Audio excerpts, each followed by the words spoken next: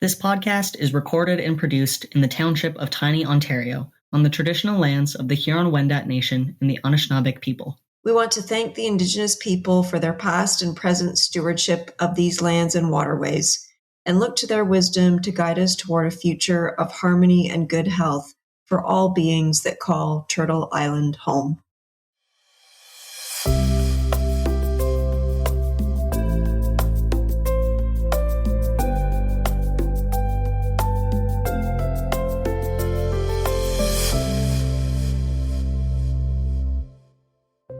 Today's episode is going to sound a little bit different than our typical interviews. On Thursday, February 19th, actor Eric Dane passed away from ALS at the age of 53, less than a year after announcing his ALS diagnosis in April of 2025. He was a devoted husband, father, and friend, as well as an incredible actor with iconic roles as Jason Dean in Charmed, Mark Sloan in Grey's Anatomy, Cal Jacobs in Euphoria, and recently as Matthew in a 2025 episode of Brilliant Minds, where Dane played a former firefighter struggling with an ALS diagnosis. Eric Dane dedicated his final months to ALS advocacy, partnering with nonprofit organization I Am ALS and telling Time magazine, quote, "If my actions can move the needle forward for myself and countless others, I'm satisfied," end quote. In September, he helped to launch a 3-year campaign with the goal of raising over $1 billion in federal research funding. He also joined the board of directors for Target ALS, an organization dedicated to research for effective ALS treatments and a cure. Dane's assistance on one of their campaigns helped them to surpass a $500,000 fundraising target.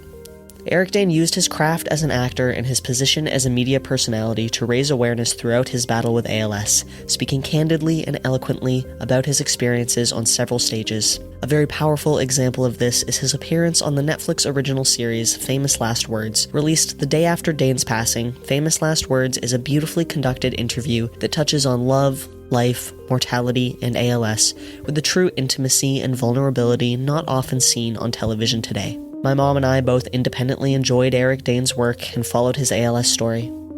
After watching his appearance on Famous Last Words, we were inspired to sit down and have a candid conversation of our own, one where we remember Eric Dane.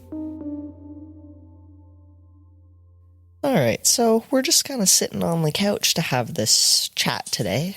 Oh, and our little dog Birdie's going to come join us. She's like, what are you guys up to? Now, to be completely transparent, this isn't the first time that we recorded this. Nope. No, unfortunately, we had some technical difficulties on my end, and so we're going to have this conversation a second time, but that's okay, because I think it's one that's worth having more than once. You know? Yep. Why not? So it might not be quite as candid as it originally was, but especially me, my memory is, I can't remember what I did yesterday, so never mind what I said to you 2 or 3 days ago, so it's all good. You know what, that's okay, because I'm not really sure I was totally on my game when we did it the other day. I've got these notes in my phone of things when I watched the documentary that I wanted to talk about, and I didn't even look at those notes when we did this the other day, so it all works out in the end, I think. Yep. Now, to start with, did you watch anything that had Eric Dane in it? I know that you and Dad are watching Euphoria now. Mm-hmm. But did you see him in anything else? Yeah, I definitely watched Grey's Anatomy, for a number of years. I'm going to say maybe from I don't know, maybe even before 2010, probably through 2016, 2017, maybe. I don't really remember when I stopped watching it, but definitely watched it when he was on it. Mm-hmm. So, yep. Yeah, me too. Mark and Lexi were always my favorite. Okay. I think I had a big fat crush on the both of them when I was, 12 or 13 watching Grey's Anatomy. But, what we're really here to do today is talk about Eric Dane separately from his characters. Not that his characters aren't important. It's a big part of his work and life. But we're really here more to talk about him. And, his personality was really on display in a way that probably a lot of people haven't seen it before in his interview for Famous Last Words, which I felt was very well done. Mm-hmm. Just such a vulnerable and intimate conversation. Mm-hmm. One thing that I took away from it is that he said pretty early on that historically he's a complainer. Oh, yeah. the kind of person who's always complaining about something or other, and that reminds me of myself a little bit. I'm not going to I can't really disagree with that, Flynn.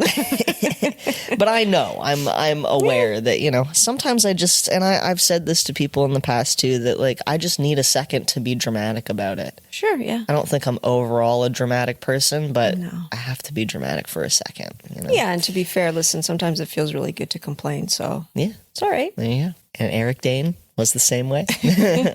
But he said that particularly in his experience with ALS, that he's faced the whole thing with a sense of resilience and humor, which I think is interesting. That seems to be something that we've kind of heard in one way or another from a lot of different people in the ALS community. Mm-hmm. It's just, I suppose you don't really have any other choice, right? When you receive this diagnosis and this is your life, I suppose you're kind of presented with a chance to let it consume you or to face it with a sense of humor and resilience, right? And I think it's hard to imagine having a sense of humor in the face of such a thing. But when you put it like that, when there's only those two options, it's like, well, one option's clearly better than the other, right? Yeah, you know, there's like that saying, if you don't laugh, you're going to cry, or something like that, right? So I say that a lot. That idea, right? So yeah, you have limited options. So one thing about trying to like find the little silver lining or find the funny moments or make fun of yourself or whatever is, it is something that you have control over to some degree, right? Right. Obviously, if you're in a bad spot, like mentally on any given day, then yeah, maybe you're not going to find anything particularly funny. But if you can find your way to that, it's probably going to help you get through it a little bit more easily. So yeah, absolutely. Was there anything in watching that interview that particularly stood out to you? Yep. I mean, I like the set. I like the way it was set up, right? Like that, because in a way it was like a metaphor for ALS. I mean, in my mind, you know, it's sort of like he was there and on that stage and there was just darkness around the two of them, right? So quiet and just them. But it's almost like, yes, there's this sense of like the body is getting quiet to like, as these motor neurons die and, you know, you're not able to move certain areas of your body, like everything is just literally at complete rest. Right. And then that was the other thing too that really stood out for me was just, you know, how still Eric Dane's body was during that entire interview.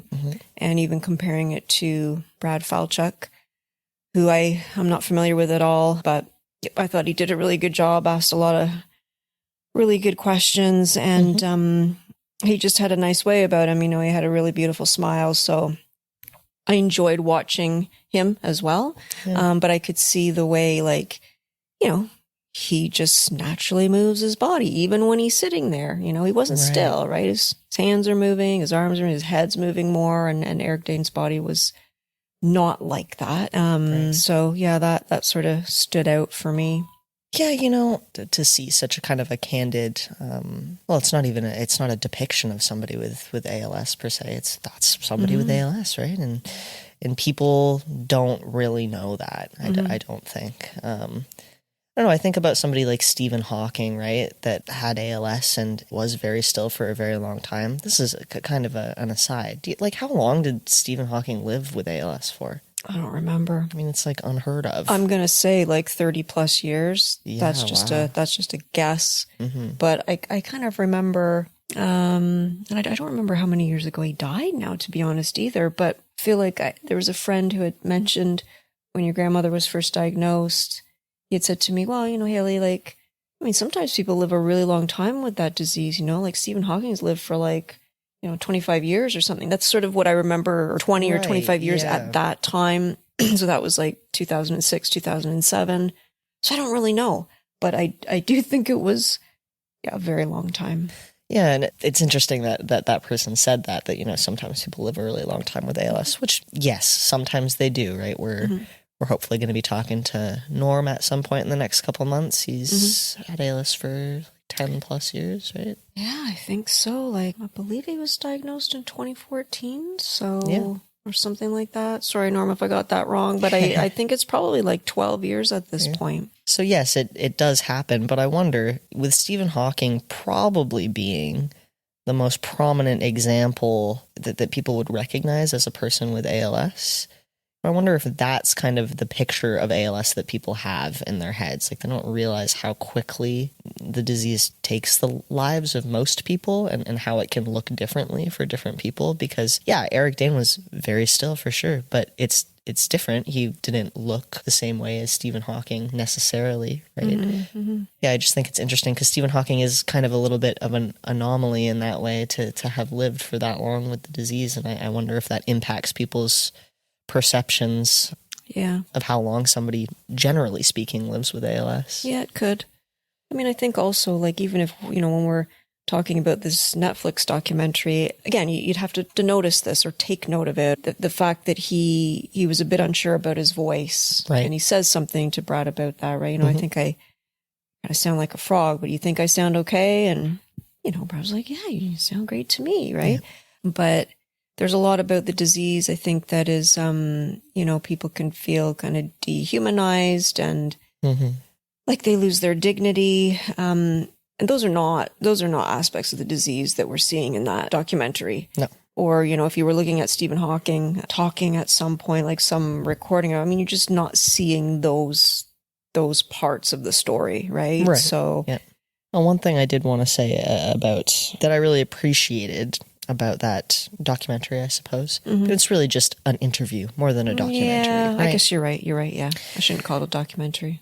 Is that I enjoyed that they talked about lots and lots of things that had nothing to do with ALS as well. There was a good chunk of time spent talking about ALS for sure. And I think everything that they talked about really in one way or another kind of came back to this theme of mortality. Which makes sense. That's the purpose of the show, right? They've done that show with, they did it with Jane Goodall as well. I'm not sure if there have been any other iterations. Actually, I'm going to look it up right now. Yeah. I don't know. I haven't watched the Jane Goodall one, and I definitely gonna, because, I mean, there's somebody who I would love to hear what she said in her interview for sure. And just see if it was sort of like, if the episode is set up in a similar fashion in terms of they're on a stage the way they did with Eric's. I believe so far it has just been Jane Goodall and Eric Dane, so interesting or to at least see. the published ones, right? Yeah, that's true. You're right. Because that was the whole idea about it too, is that these folks weren't going to see the end product because they would have passed away at that point. Right. But, I liked that they're talking about, love and life and marriage and career and mental health and trauma, like all of these things, I think is important for humanizing people with ALS because it can feel so dehumanizing. And we've talked about this with people that we've interviewed before, just that some people don't know how to interact with people who are sick, right? And you sort of maybe unintentionally dehumanize a person, or it's just that you're treating them differently, right? So I appreciate not shying away from difficult questions because Eric Dane has, difficulty speaking, right? For example, right? We're going to get into all these things because, he's still capable of having those discussions, and I think that's really important. Yeah, and then in terms of finding out about this Netflix special, I mean, for me, I found out about it on Facebook. Actually, it was Sean Penno who had posted something with it. He's one of my fellow ALS Canada community ambassadors, so he had posted something about it, and just sort of the clip of the very end where Eric Dane is speaking really specifically directly to his daughters as his last words. And so that's, kind of mostly what I saw on social media about it. That's the only form of social media I use is Facebook. I don't use any of the other ones. And even with Facebook, I'm not on there very much. So at any rate, I know you interact with other forms of social media and you saw different comments about it that bothered you somewhat. Yeah, most of these comments that I saw were on TikTok. That's probably where I'm most active as a scroller on social media. I don't do a huge amount of posting on any sort of social media. But, a lot of the responses that I've seen to his death are particularly in relation to his characters, right? Like Mark Sloan on Grey's Anatomy, famously called McSteamy, right? There are multiple posts that I've seen that are, informing people of the passing of Eric Dane, where all of the comments are just like, oh no, McSteamy, not McSteamy, shoot. And I don't like that. It's like, again, it feels like the dehumanizing thing, you know? This is a person. He's not... Mark Sloan didn't die. Mark Sloan didn't have ALS. Mm-hmm. Eric Dane died. The actor, you know, who played this character, and I think it's a very valid, you know, form of grief to watch a late actor's work and kind of honor those characters. Like, I think that's very fair, but I don't think that we should be forgetting the person behind it all, you know, the father, the friend, the husband, the advocate. Mm-hmm. So yeah, that upset me a lot. And, you know, he spent a lot of his final months and his time since his diagnosis being an advocate and speaking about his experience on several different stages. I wish that people would watch that or watch this famous last words thing and remember him that way. Just not to say that you can't watch Grey's Anatomy and remember him, or you can't watch Euphoria and remember him. But I was bothered by these comments that to me felt like they were just consolidating him and his characters as the same person. Right. And I don't get that. Yeah. Well, I get where you're coming from it. And yeah, I think like all these, you know, at the end of his life, all the advocacy work that he did, he was doing it for a reason. Yeah. So he wanted people to pay attention. Right? He wanted people to pay attention to this stuff.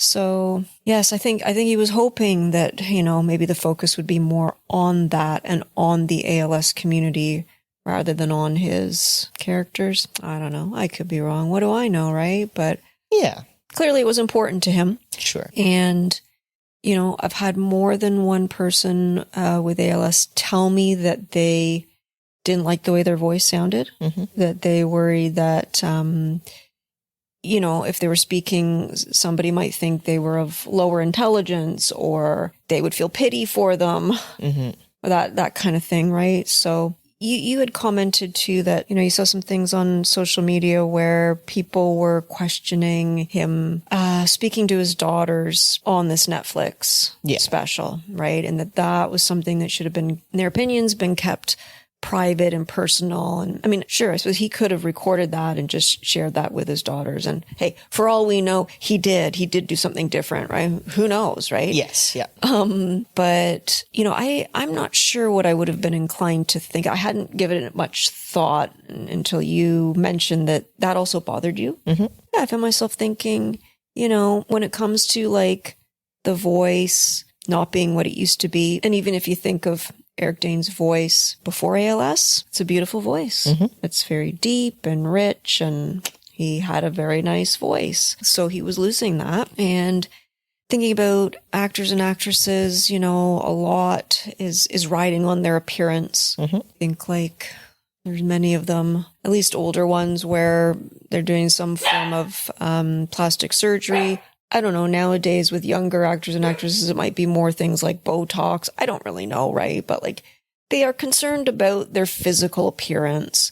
So again, this is something where I'm going to assume he probably had these concerns, but he was more focused on, you know, I need to try to do something to change the way research is funded for figuring out this disease, right? Like I'm going to use my privilege for something good, and this is the way I'm going to do it, right? So I do feel that whether you know it or not, and I don't know it for sure, but I think it probably took a lot of courage for him to be public about his disease. I think that's probably a fair assumption, because something that he talks about quite a lot in this interview is this concept of vulnerability and wanting to be a vulnerable person, but also equally being very afraid of being vulnerable. And there's so many different levels to vulnerability too. I think that's something that I find myself discovering more and more as I grow up, is that I've always felt like I was strong in terms of being vulnerable about things. Like I felt that was a strong point for me. But I think the more that I grow up and the more complicated life becomes, it's just like, there are so many different ways that you can be vulnerable and things that you can be vulnerable about. And some of them are scarier than others, and that depends on the person. Yeah. Anyways, that sounds like something that he struggled with. So I do think it's fair to assume that this probably wasn't necessarily a super easy decision to make. Yeah. And I think I've been bothered by comments about like, why is this on TV? Why wouldn't you keep this private? Because it feels to me like, I don't know, a little bit of a lack of media literacy in that just because he decided that this message on this show was going to go to his daughters doesn't mean that he didn't have a conversation like this with his daughters some other time. You know, that doesn't mean that he hasn't had plenty of private conversations with his daughter about what's going on. I'm sure he did, you know? Of course, like, you can only speculate, but, you know, this show didn't ask him to sit down and give a message to his daughters. The show asked him to sit down and say, you know, what do you want your famous last words to be? And he chose to direct those words towards his daughters because that presumably is the most important thing to him, right? Irregardless of that, yeah, I just think that the choice to speak to his family like that and to be vulnerable like that, I think it's just all a part of the advocacy and trying to do what people in the ALS community have been trying to do for generations, which is to, you know, generate awareness and some level of understanding, even if it's only, you know, an ounce more than one could understand before, right? I find it frustrating that seems to go over people's heads. And I'm speaking about this from the perspective of a media person, right? Like, media is important to me. Right. I went to school for it, and being critical of media is very fair. You know, you have to critique media in order for it to continue improving and getting better because of the topic of mortality and because it's such a sensitive subject and, oh, it should be private. And I'm like, no, I just don't agree with that. I think it was a really well done piece of media that's speaking to something that is universal. Having questions about mortality is a universal issue. So why shouldn't it be something that everyone has access to watch and learn about and try to process in their own way, you know? And yeah, I think it takes a lot to decide to be a part of that. Yeah, for sure. And hey, let's face it, if you don't want to watch something about dying, then don't turn it on. Yeah. I mean, you didn't have to watch it. And the flip side of that is, like, it's good for people to voice an opinion, because then, you know, somebody can provide perhaps a different take on it, right? And that might help with understanding. But I mean, overall, it's definitely a positive thing for the ALS community in terms of trying to raise awareness. I always feel like, well, people will think about it right now, but a month from now, a year from now, a couple of years, people will just forget. And it's like, I get, you know, everybody's got their own problems and things to be concerned about and lives to live and whatnot. But this disease has really taken a back seat for a very long time. And I'm not going to lie, it really makes me angry at times. And I know that we have to advocate as a united community. This is very important. And we have to be understanding of the way government runs and all these things. But stepping away from, like, if I was in front of a government official, the truth is that, yeah, it's unfair, right? It is unfair. The level of essentially lack of funding for research for this disease, at least in North America. And I mean, it's probably worse in other countries in the world, to be honest. Maybe not so much Europe and Australia, other first world nations. But anyway, it does make me angry. Some's got to change. Absolutely. And so I'm glad that Eric Dane tried. He tried. And I hope his influence has some ability to, like, get things moving faster in the right direction. Yeah, I hope so too. And actually, during that, last words segment, that's one of the first things he said. Obviously, it's in a different context, right? He was talking to his daughters, but one of the first things he said was, I tried. I really tried. Yeah. And yeah, I hope that that's something that sticks with people. To see that, yes, there's somebody out there who's really, really trying. Yeah. Like, if you were watching that and you thought to yourself, what amazingly good advice he just gave to his daughters. And you know what? That's really good advice. I'm going to follow that advice. Hey, guess what? That's awesome. But you know what else? That's not the only thing he was after, right? Yeah. Please consider what this disease is, because it could be coming for you. And if it does, then you will find yourself saying, why hasn't somebody done something more about this thing, right? Yeah. That's what you'll be saying, along with the rest of us. I think maybe that's a good place to leave it off. Very good. To leave off, I'd like to draw attention once more to Eric's statement to Time magazine. If my actions can move the needle forward for myself and countless others, I'm satisfied. In my short time working with the ALS community, this is the kind of selfless investment in the future that many people with ALS make, knowing their own fate is likely sealed, but wanting more than anything else to change the fates of future ALS patients. While it's a valid form of grief and honor to watch a late actor's work and mourn their characters, please remember the person behind those characters, Eric. And Eric's words lay it out plainly. Grey's Anatomy and Mark Sloan don't need more eyes. Euphoria and Cal Jacobs don't need more eyes. What needs more eyes is ALS, and not just eyes, but actions, advocacy, funding. It's not lost on me that our listeners are largely members of the ALS community who already understand this. But it's still a message I'm compelled to share, and one I hope we can all share with people outside of the ALS community, with kindness, with patience, but with the urgency and honesty to help someone understand, even if it's only an ounce more than before. Thank you for tuning in to the first installment of Originals More Than ALS Candid Conversations. For more information on I Am ALS, visit imals.org. To support Target ALS, visit targetals.org. And as always, for more information on ALS, visit the ALS Canada website at als.ca. To reach out with your ALS story or to suggest more topics for candid conversation, feel free to reach out to us at originals.morethanals@gmail.com. We'll be back soon with another member of the ALS community who will share their story and the passions that make them more than ALS. Bye for now.